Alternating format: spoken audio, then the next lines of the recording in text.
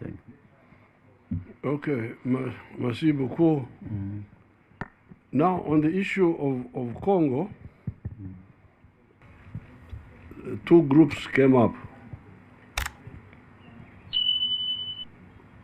One group of sectarian groups,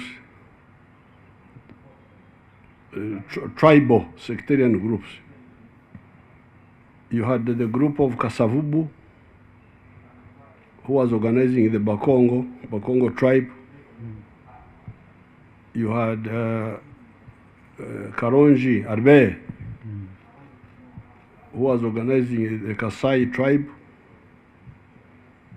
And you had Moise Chombe, organizing Katanga. But Lumumba organized nationally. And he won the elections. So the national forces won in spite of the other sectarian groups. But Lumumba was killed. He was killed by the imperialists. So from that time, Congo has never stabilized. They have never had a national political party. They have never had a national army up to now. So all these problems are from that problem of overthrowing the imperialists, overthrowing the legitimacy of the people, the sovereignty of the people. The sovereign people of Congo have never had a chance to decide. So this is the problem. So you have now the same imperialists had made similar mistakes in Rwanda and in Burundi. The same, different. In the case of Rwanda, in 1959, the Belgians had promoted the genocide against the Tutsis. They organized the sectarianism of Hutu, Tutsi, and they supported the Hutus to massacre the Tutsis. 1959-60, the same time.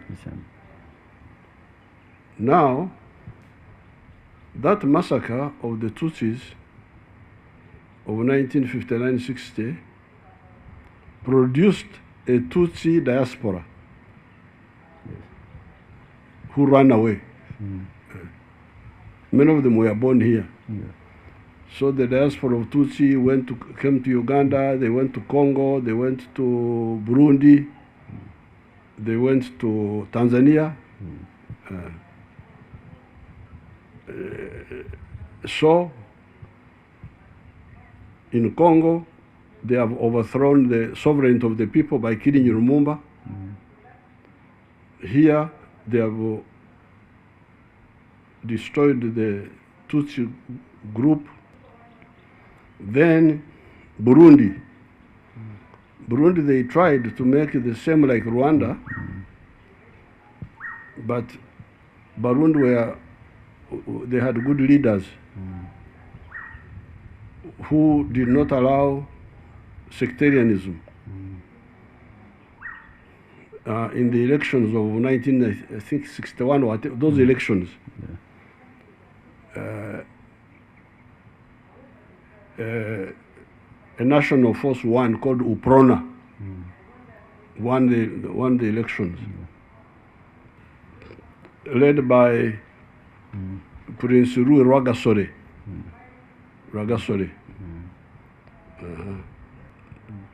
But Rwagasore was assassinated. Rwagasore was assassinated. He was replaced by a Hutu called Njenda Numwe. He was also assassinated.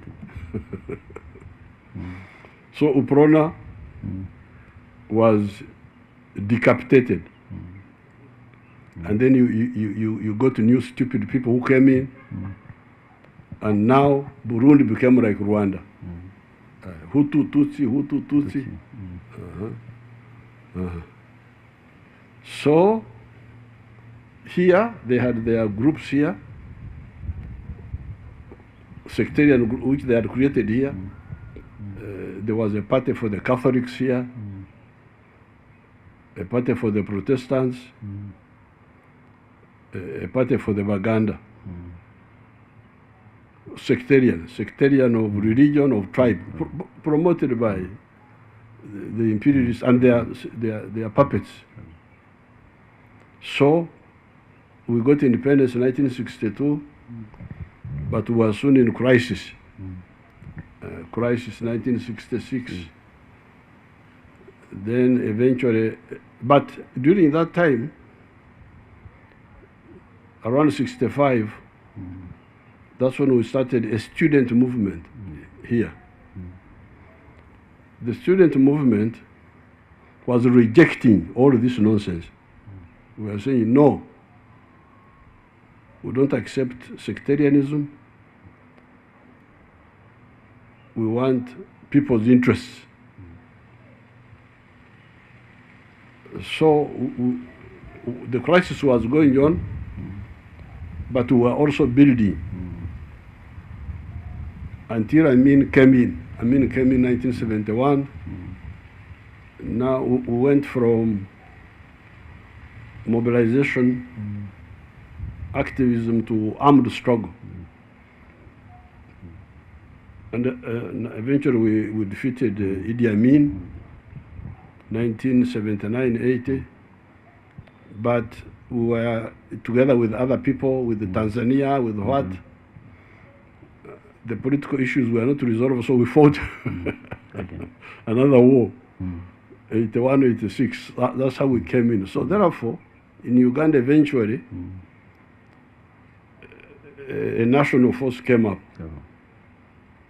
from the student movement.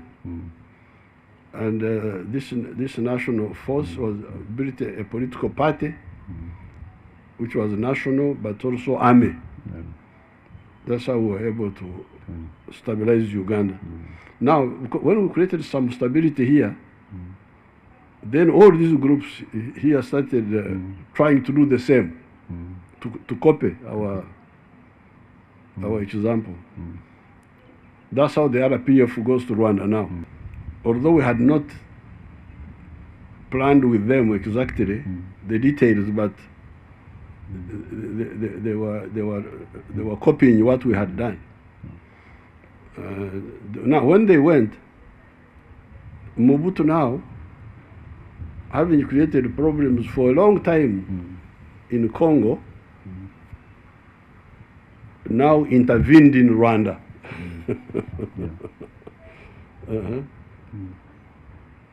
Because he wanted to save Habyarimana, the other man who was there. So that's how now the problems of Congo, which were endless, were now mixed up with the problems of. So he intervened. His army was defeated in Rwanda. Then eventually the regime collapsed, the one of Habyarimana, the Hutu regime. Now 1 million Hutus with guns. France intervened. They had an operation to protect, I don't know who, Operation Utokwa, I don't know. Turquoise.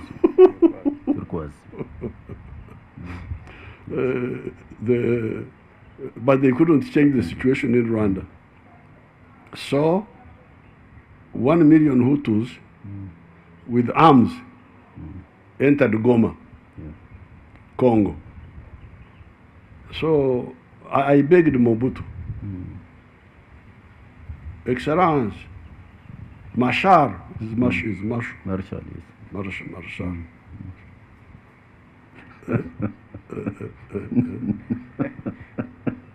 So, Marshal, please,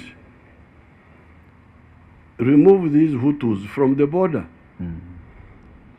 If you want them to stay in Congo, take them far away from the border. Separate the problems of Congo from the problems of Rwanda, because near the border, the Hutus were now planning to come back. So that's how now the problem of Rwanda, because there are also Tutsis and Hutus in Congo, the colonial borders. Yes. Some Hutus are here, some are here, some Tutsis are here. This is Banyamulenge. They are Tutsis of Congo. Yes. So, when the Hutus were in Goma, the Tutsis of Congo organized and attacked them. That's how they were chased from Goma and Mobutu, and then that's how Mobutu collapsed. So therefore, and all this is happening when Congo has no army and has no national party. These parties which they have are like ad hoc. They come only for election. They form grouping. So now Eastern Congo became a place for all the terrorists, even the ones from Uganda here. They are there, called ADF. They are there. Yes. And you have a lot of groups, Congolese. Now you have also the M23, the one of the. Therefore, in my view,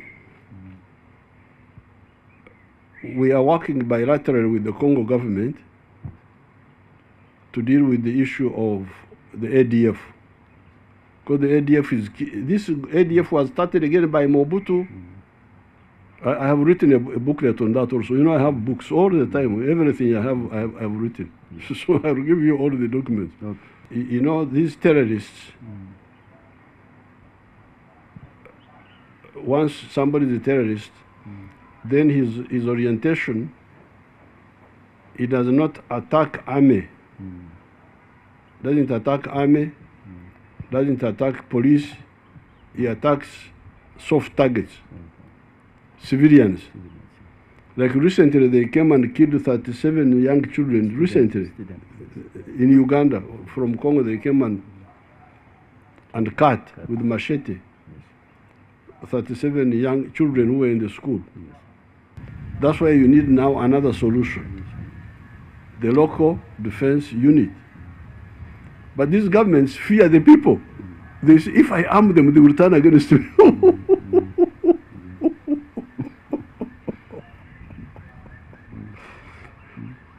How can the people attack you? They are defending their village. We have got 480,000 Congolese here as refugees in Uganda. 480,000. 1.2 million South Sudanese. We have got 1.5 million refugees here. Those people who are running from their village they don't want to run away. They want to stay. But they run away because they have no alternative. So if you give them ability to defend their village, they will defend it. And you don't have to fear them. But because the governments are afraid of the people, they say, if we arm them, will they not turn against us? So that's why we have a little bit of a problem. But that problem can be, if the Congolese agree to that, we shall help them to defeat the ADF in Congo and the other groups. But M23 is really a political problem, which can be solved by discussion. Because I don't see the big problem there now, because these M23, I don't think they're asking for big things, sharing power or what. No. I hear they are talking about, I have asked them to send me their minimum demands. Yes. What are you demanding? Demand. To go back to their villages where they ran away from, to be integrated in the army. What is How can this be a problem? Eh? So we are encouraging the Tshisekedi, please, these are simple, but you can agree with these people, and if they don't, if they did not want to discuss, then would treat them as a negative force and act against them. Why don't you give them a final solution, a proposal, agree? Then if they refuse, we know. But now you say they should come, then we shall discuss later. Why? Why do you want somebody to? Because it has happened before. You remember they had captured Goma. Yes. Some years ago, and I persuaded them to leave Goma, and they were attacked by this SADC force. They were attacked. Their issues were not addressed. So I think the answer for that is easy. It's not a big problem. In fact, that is the reason why I wanted to talk with you, to discuss with you, because there is already a force of East Africa which is deployed, including troops from your country. The SADC also is intending to deploy troops in the coming weeks. And what we need is to coordinate all these efforts, and then there is also a negotiation that is going on in Nairobi in order to bring about peace and stability. Mr. President, I'm just 1.5 years away from the end of my term, that is the second term of office at the helm of the Commission of the African Union. In fact, I also wanted to exchange views with you on this matter, because what we need to do in the rest of this period that is that is in the 1.5 years. I also would like to see this opportunity to express my sincere gratitude to you. 6.5 years ago, I was here when I was to be candidate to be the chairperson of the African Union Commission. And I would like to thank you, and with your help, I was elected as the chairperson of the Commission. And I would like to express my gratitude. And for this also, I need your wise advice and to consult with you about the future of the continent.